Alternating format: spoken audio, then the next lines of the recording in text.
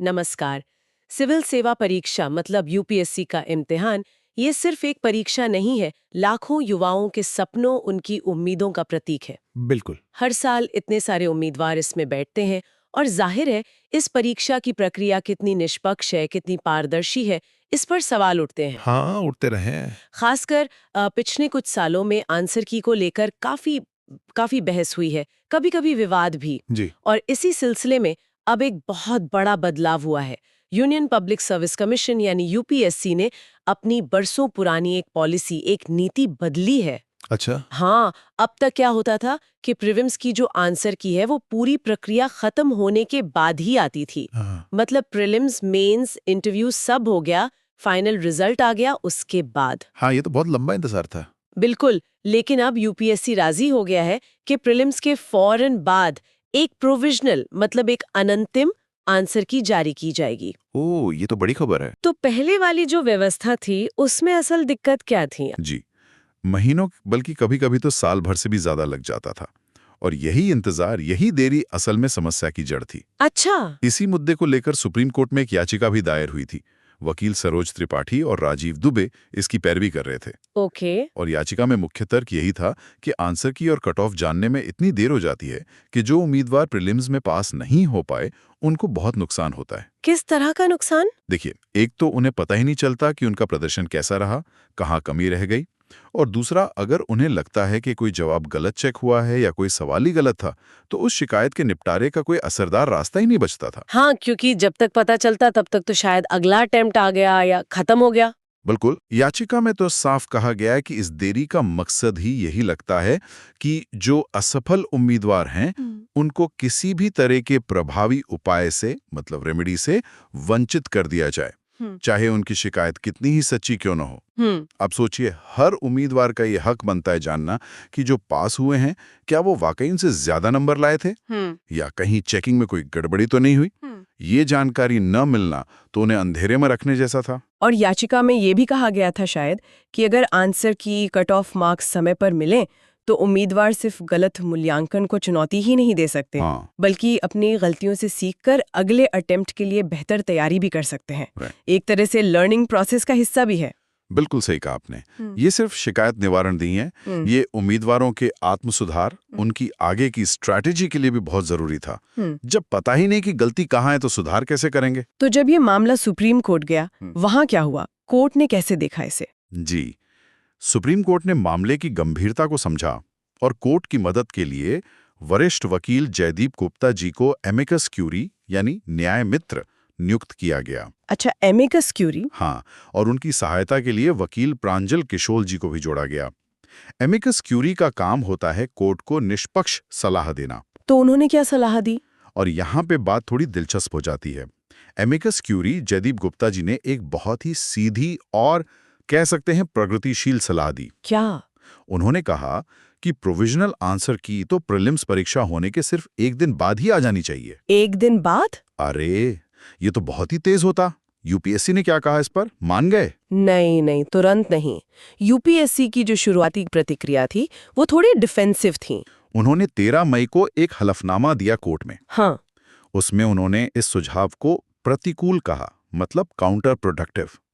उनका तर्क था कि इतनी जल्दी आंसर की देने से परीक्षा को फाइनल करने में अनिश्चितता और देरी होगी। अच्छा, मतलब उन्हें लगा कि इससे प्रोसेस और खिंच जाएगा। हाँ, शायद उन्हें लगा कि बहुत सारी आपत्तियां आ जाएंगी, पूरा शेड्यूल बिगड़ जाएगा, या शायद वो अपनी प्रक्रिया पर इतने कॉन्फिडेंट थे कि उन्हें लगा किसी चुनौती की जरूरत ही नहीं है।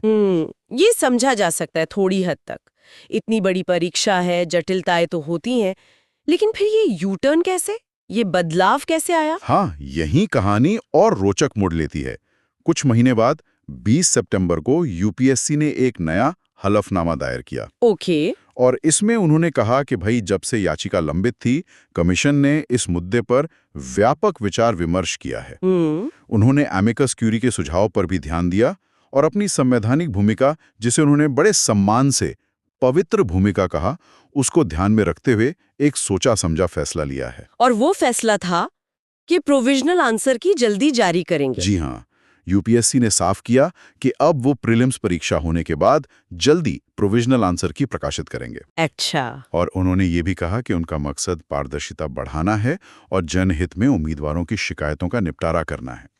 ये एक तरह से दिखाता है कि यूपीएससी फीडबैक को सुन रहा है और सुधार के लिए तैयार है। ये तो अच्छी बात है। ये दिखाता है कि संस्थाएं भी बदल सकती हैं। बिल्कुल, बाहरी दबाव और सुझावों का असर हो सकता है। तो ये जो नई प्रक्रिया है, ये अब काम कैसे करेगी? मतलब क्या-क्या स्टेप्स होंगे इसमें? हाँ, तो प्रक्रिया के कुछ मुख्य बिंदु अब सामने आए हैं। पहला, प्रीलिम्स एग्जाम होने के बाद एक तय समय के अंदर प्रोविजनल आंसर की आ जाएगी। ठीक है। इसके बाद जो भी उम्मीदवार परीक्षा में बैठे थे, उन सभी को एक निश्चित टाइम पीरियड मिलेगा किस लिए? अपनी आपत्तियां या अभ्यावेदन मतलब ऑब्जेक्शंस दर्ज कराने के लिए।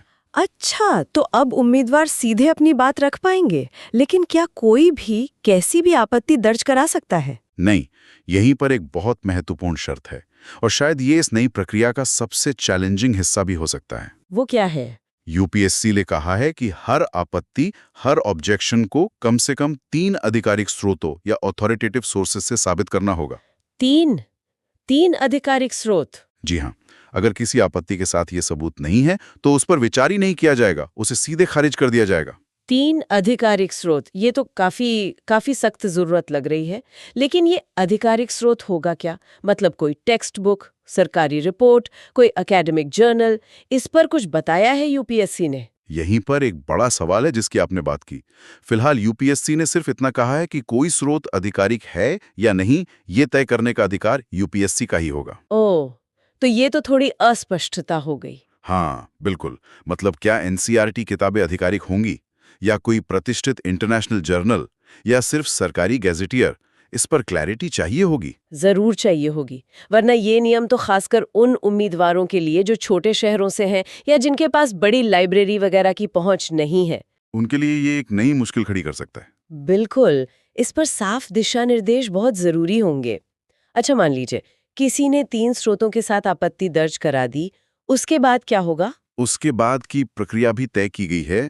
ये जो प्रोविजनल आंसर की है और उम्मीदवारों से मिली वो सारी आपत्तियां जिनके साथ सबूत हैं, हाँ। उन सबको संबंधित विषय के एक्सपर्ट्स की एक टीम के सामने रखा जाएगा। अच्छा, एक एक्सपर्ट पैनल होगा? जी, ये एक्सपर्ट पैनल इन आपत्तियों पर, दिए गए सबूतों पर और प्रोविजनल की के हर पहलू पर गहराई से विचार करेगा, बहस करेगा। यानी एक और लेवल की स्क्रूटनी होगी। हाँ, और ये एक्सपर्ट्स गहन विचार विमर्श के बाद आंसर की को फाइनल करेंगे। ठीक है। और यही फाइनल की हुई आंसर की फिर यूपीएससी प्रीलिम्स के रिजल्ट का आधार बनेगी।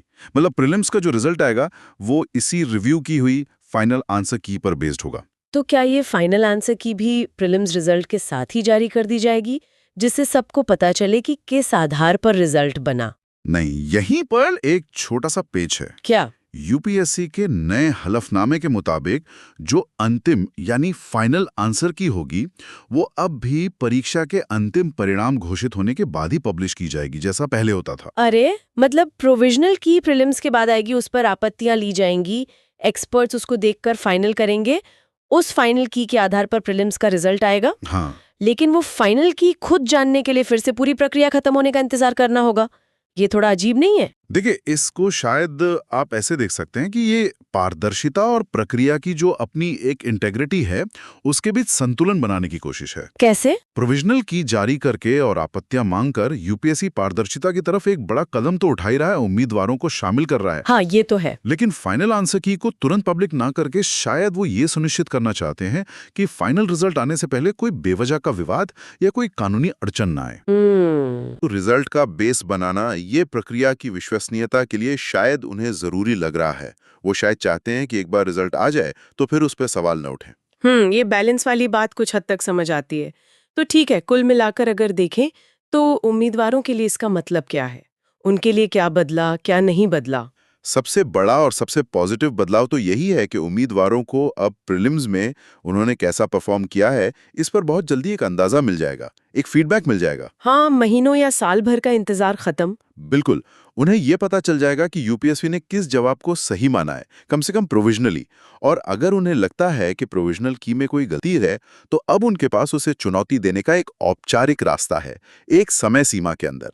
बस शर्त वही है, पुख्ता सबूत देने होंगे। इससे यकीने पारदर्शिता बढ़ेगी, उम्मीदवारों को लगेगा कि हाँ, उनकी बात सुनी जा सकती है। बिल्कुल, इससे सिस्टम में उनका भरोसा भी बढ़ सकता है। उन्हें लगेगा कि प्रक्रिया पूरी तरह से बंद दरवाजे के पीछे नहीं चल रही।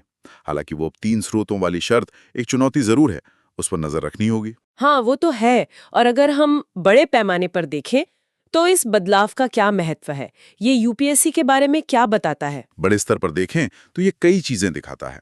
पहला ये कि यूपीएससी, जिसे अक्सर अपनी प्रक्रियाओं को लेकर काफी सख्त और ना बदलने वाला माना जाता है, वो भी फीडबैक के प्रति, बाहरी दबाव के प्रति, खासकर कोर्ट के सुझावों के प्रति संवेदनशील है और बदलाव करने को तैयार है। हाँ, एमिकस क्यूरी की भूमिका महत्वपूर्ण रही। बिल्कुल। दूसरा, ये पारदर्शिता और उम्मीदवारों की शिकायतों के एक वाक्य उन्होंने खुद इस्तेमाल किया है हलफनामे में, प्रभावी और पर्याप्त निवारण, effective and adequate redressal of the grievances, इसके प्रति एक बड़ी हुई कमिटमेंट दिखाता है। हाँ, ये प्रभावी और पर्याप्त निवारण वाला फ्रेज काफी मायने रखता है। लेकिन एक सवाल मेरे मन में अब भी आ रहा है। यूपीएससी ने कहा है कि वो इस नई प्रक्रिया को यथाशीघ्र संभव, एज एक्सपीडिशियसली एज पॉसिबल लागू करेंगे। इसका क्या मतलब समझें? क्या ये अगले ही सिविल सेवा प्रीलिम्स से लागू हो जाएगा? ये बहुत वाजिब सवाल है। यथाशीघ्र संभव, ये थोड़ी प्रशासनिक भाषा है। हम्म। इसकी कोई तय डेडलाइन तो नहीं बताई है। हम्म। क्या इसके लिए नियमों में बदलाव करने पड़ेंगे? क्या लॉजिस्टिक्स, मतलब पूरी व्यवस्था तैयार है? ये देखना होगा कि यूपीएससी से कितनी जल्दी जमीन पर उतार पाता है। उम्मीद तो यही करनी चाहिए कि अगले परीक्षा चक्र से ये लागू हो जाए।